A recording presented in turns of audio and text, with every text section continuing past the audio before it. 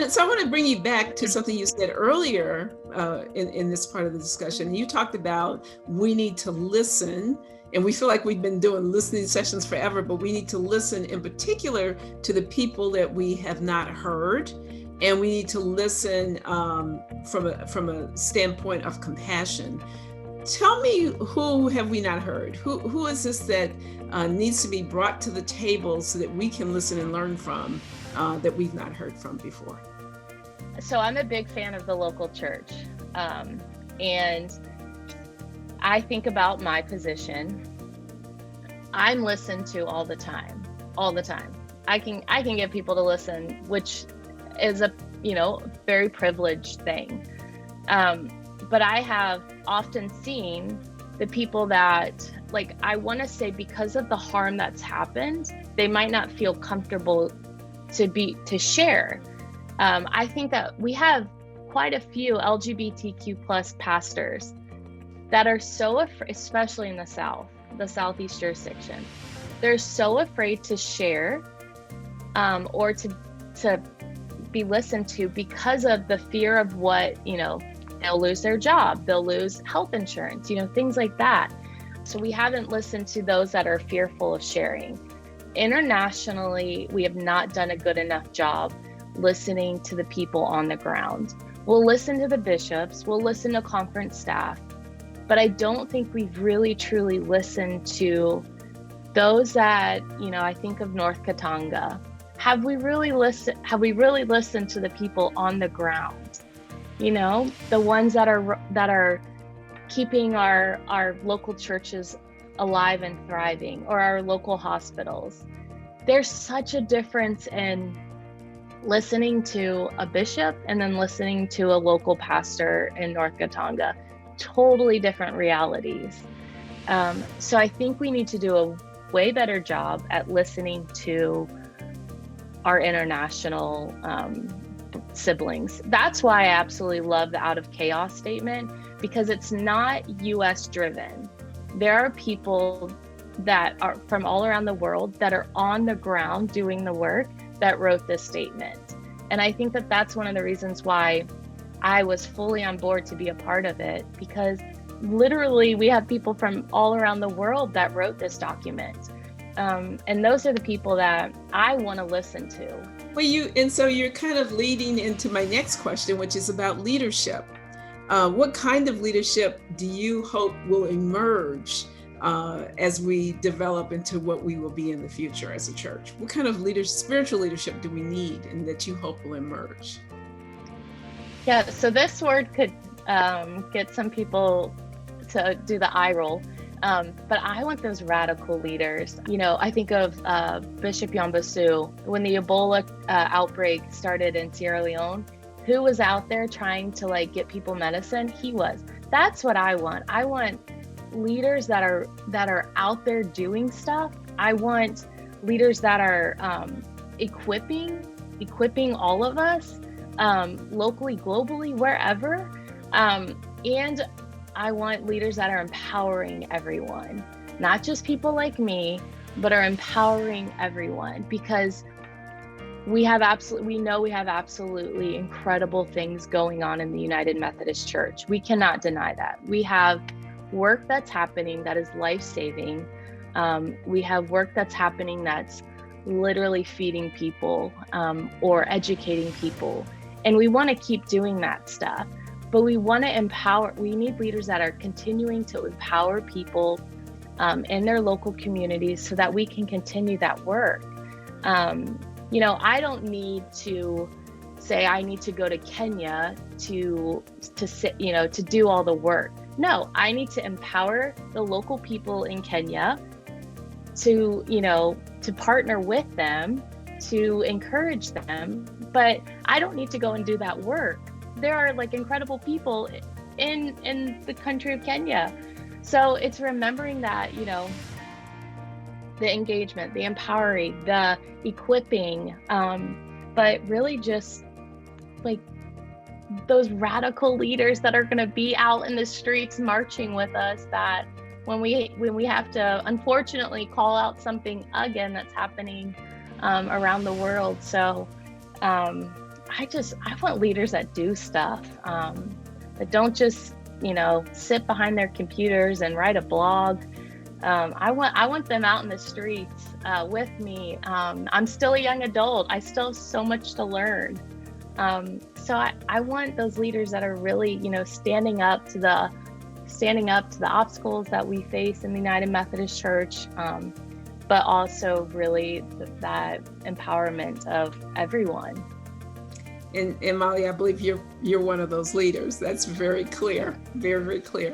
Let's talk a little bit about who we are as United Methodists. I know that question has come up. What do you see as the markers of a United Methodist? What would people see and say, oh, that is a United Methodist. Oh, that is the United Methodist Church. What do you see in terms of our identity? I have friends come up to me and say, how's the drama in the United Methodist Church? They're not United Methodists at all. So the first thing most people say, how's the drama? And I'm like, oh no, this is not what we want to be viewed as. But the United Methodist Church, the work that we are doing all around the world is absolutely incredible. I got to go to North Katanga a few years ago with Global Ministries, and everywhere that you went that was United Methodist had a cross and flame. And when I say we were in the middle of nowhere, we were literally in the middle of nowhere. So I saw the cross and flame and I thought that's really incredible. But then I saw the water well, and I learned that the water well is not just for United Methodists, it is for anybody. And there's no clean water in most of those villages except the well from the United Methodist Church or the school or the hospital. And I thought, could you imagine? First off, this is life-saving. They have no water except here. And it does not matter if they are Muslim, Buddhist, not Christian, everybody is welcome to get water there. And so I think about how so many times the United Methodist Church, there's no one else serving in that area except the United Methodist Church. And how beautiful would that be if we continue? And it's not even just serving, it's being a present, being there. So if we had those water wells, and maybe not actual water wells, we've done so much good, and we've, in our communities, and we've been a light and a vessel for so many people. So if we continue that, and I think one more thing that was one of the most beautiful moments, that when the United Methodist Church, and I said, I am proud to be United Methodist right now. I am so proud. So it was after Hurricane Irma, a horrible hurricane that just literally hit all of Florida. So one of my jobs with the conference was to get out into our communities to see the damage, to meet with local churches. Well, we got a call from a pastor on the west coast of Florida, and he called and he's just crying. And he says, I have no idea what to do. He's like, I have people coming that have no more home, like their homes are gone. They've lost everything. And he said, I don't know what to do.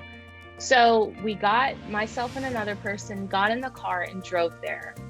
And when I say everything, it's this tiny island right off of the coast. There was nothing, like it literally looked like a bomb had just gone off. And I thought, oh my gosh. And the only thing I saw was a man saying, I'm from Boston, free beer. And I thought, well, this is not a good thing.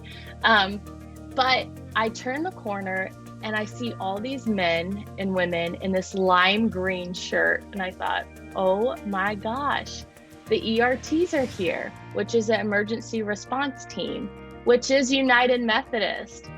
And I said to the pastor, I was like, did you know they were here? And he goes, I had no idea. I mean, I'm telling you, it was like over 90 degrees. We are like basically in the swamp at this point. It was so hot. It was this tiny fishing village. And there are those United Methodists from Tennessee who just said, we've got to go down and serve. And so the United Methodist Church, like in those moments, like we respond.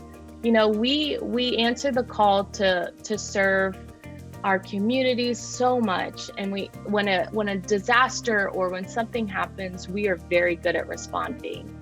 I don't know if we're always so good at responding at the own issues in the church, but we are good at responding. And I am proud to be United Methodist with so much of the drama and the politics.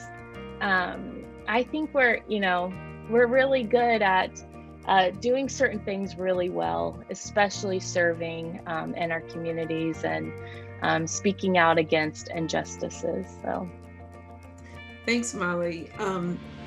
So that wraps it up for me. Is there anything else that you would like to share that's on your heart that we haven't talked about already?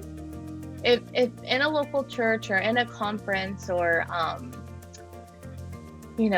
whoever, start having those tough conversations that we've often not wanted to have. I'm so excited. Like I really am excited because I really think God's doing something. You know, we go back to that Kairos moment. I really think God is doing something that we will never even be able to fathom.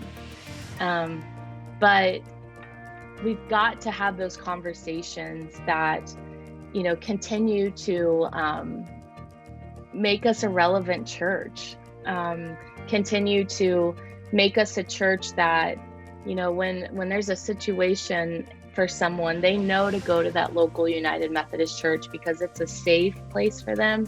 It's a place where no matter what's going on, that they can go and, either get help or be listened to. So I think just continue to have those honest conversations. So I'm a big believer in not only listening to the young adults, but also listening to all voices, all ages. I think you can get some wisdom from the 95-year-olds in the church, but I think you can also get a lot of wisdom from the 15-year-old in the church. So make sure you're listening to all the voices, because you never know the wisdom that you can receive from someone in your church. So, and as you reminded us, we listen, and we listen with compassion. Yes. With an attitude of compassion. Yes. Molly, thank you so much. I so appreciate your willingness to share with us your thoughts. Thank you. Yes. Thank you.